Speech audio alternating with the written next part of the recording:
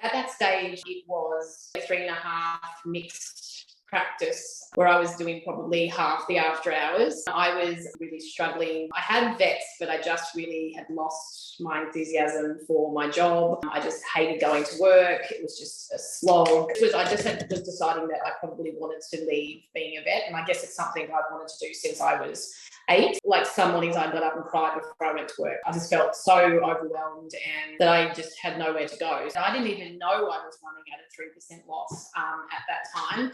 I had no idea about profit and losses. I just thought that I was able to pay my bills and I was able to get clients in the door, and it didn't seem like I had any financial problems that I thought. I know we weren't making heaps of money. So that was like the biggest thing that I just didn't know. I didn't even know what I didn't know. Now, I guess down the track, I'm actually a sole practitioner now. I don't do any large animals. I don't do after hours. I don't even work Saturdays. I don't work Wednesday afternoons. I've just come back from a massage. Everything is a lot easier. I've got rid of the staff that were just really toxic and were making my life difficult. I didn't even do surgery 5 years ago when I first did this. I had a whole hang up about surgery and anesthetics, and I would sometimes really cry before I went into an anesthetic. I was so stressed about it. We're doing 30 to 40 dentals a month by myself. I've got a really engaged team. I noticed problems heaps earlier. We're probably at nearly an 18% profit now, and I love coming to work. I value myself now and everyone in my team, and I just do what I want to do. I have the clients I want and put my prices up and get paid accordingly, and it's pretty fabulous now, I would say.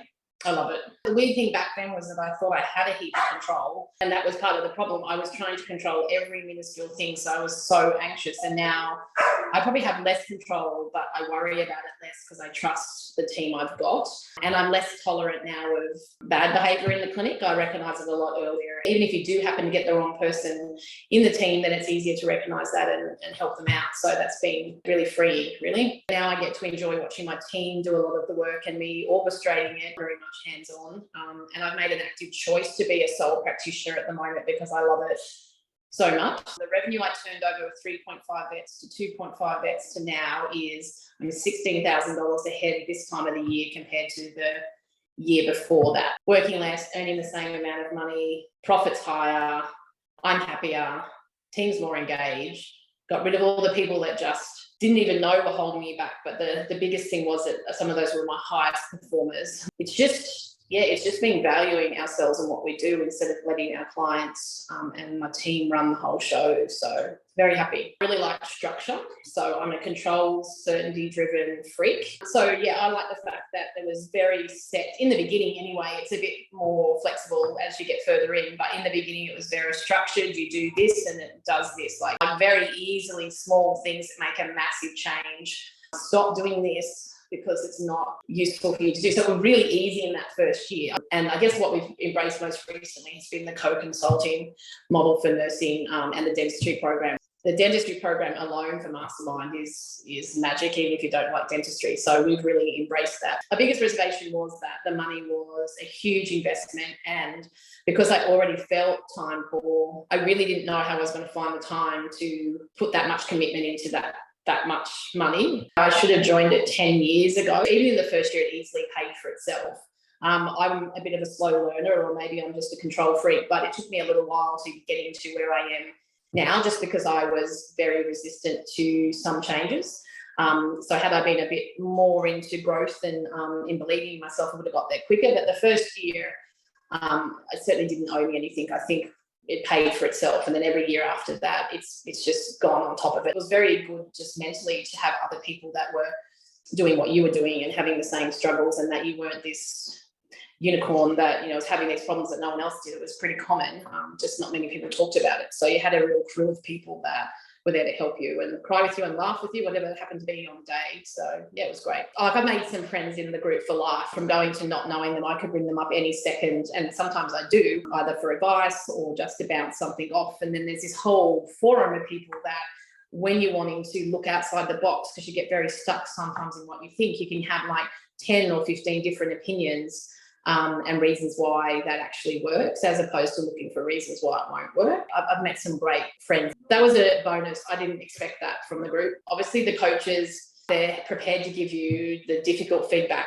when you don't want to hear it. As matesy as it sounds, they're telling you do something dumb, or you've said you're going to do something for 8 times and you don't, it's not a pat on the back and try hard next time. It is some accountability, which I really need. I don't need a friend when I'm not doing what I'm meant to be doing. I need someone to go, well, I'm going to check on you next week and let's see where you're at. And the same thing when you're having a terrible time and you do need a shoulder to cry on, they're there for you as well for that. So yeah, the accountability has been great.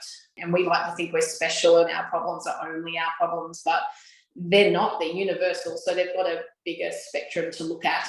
I think it's the perfect time when you're first starting to do it. Even if you have to borrow the money, you're going to make it back by the end of the year. Like it would be a no-brainer to do it at the beginning. I think that was the best time. Even if you do a bad job in the first year, just say you are time poor, like you're still going to easily make back the money you've invested. So that's the worst case scenario, is you find you don't have as much time, or you just aren't as quick off the mark as some people are. You're definitely it's not going to cost you anything. And by the next year, you'll be already doubling that. So it's just a no-brainer, really.